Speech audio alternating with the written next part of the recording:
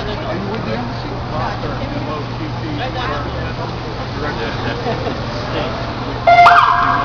The Iraq War with a boycott.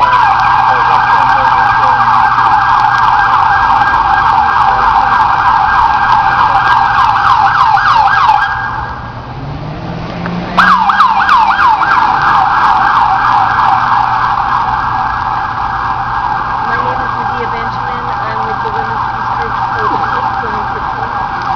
we brought with us some shoes that represent the hundreds of thousands, if not over a million Iraqis who have died since the U.S. invasion. This particular pair represents the pair of Ali Hussein, aged 9 months.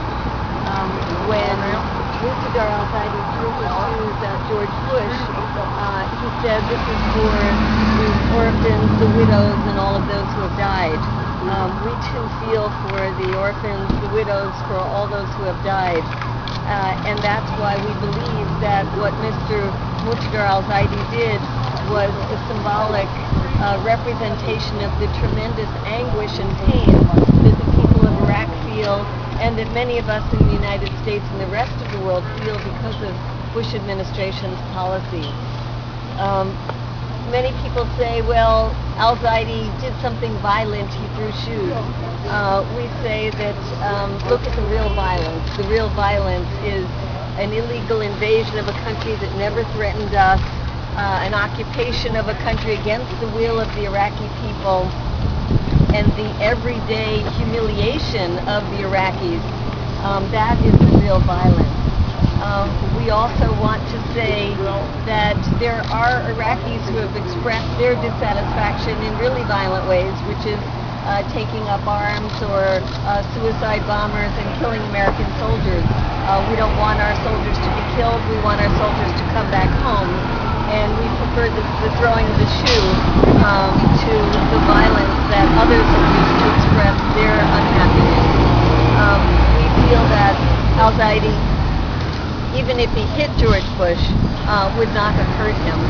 And the fact is that he didn't hit George Bush.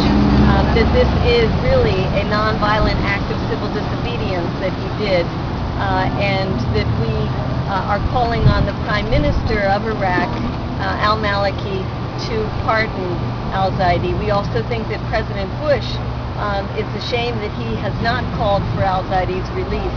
In fact, he has said, well, al-Zaidi is in the hands of the Iraqis now. It's their business. Well, we have credible reports that al-Zaidi has been tortured. We won't know until he appears in court on December 31st. But hearing the screams when he was on the ground after throwing the shoes certainly gives us the impression that he has been abused.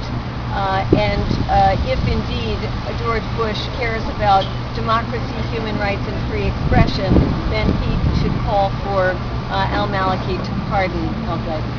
Thank you. I wanted to just add one other thing. Right now in Iraq, there are at least 40,000 people being held by either the U.S. government or Iraqi government in detention. They are people being held without charge. They are people who, many of them, have no representation whatsoever.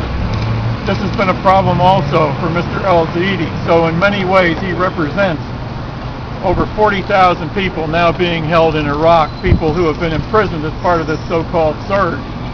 So we're very concerned that the world understand that there is a failure of justice in Iraq, not just in Mr. al-Zaidi's case, but running through the whole society. The UN pointed this out in a report early in December, and the world needs to look at Iraq and not turn its attention away, regardless of what's going on in Afghanistan. I also want to say that Mr. al-Zaidi was pointing to war crimes.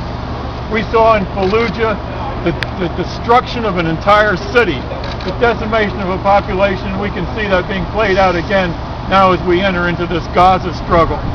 So Mr. al-Zaidi is really pointing out some very deep issues in this world and how war is conducted and how the West and the United States is conducting wars. So we're talking for him to be freed, but we're talking also for what he represents and had the courage to represent the people. Hear, hear. questions? Thank you very much Thank you for for coming coming. in. Thank you. And we have a letter here that we'll be delivering up to the embassy. Yeah. And we also, and we'll be going there probably about 1 o'clock.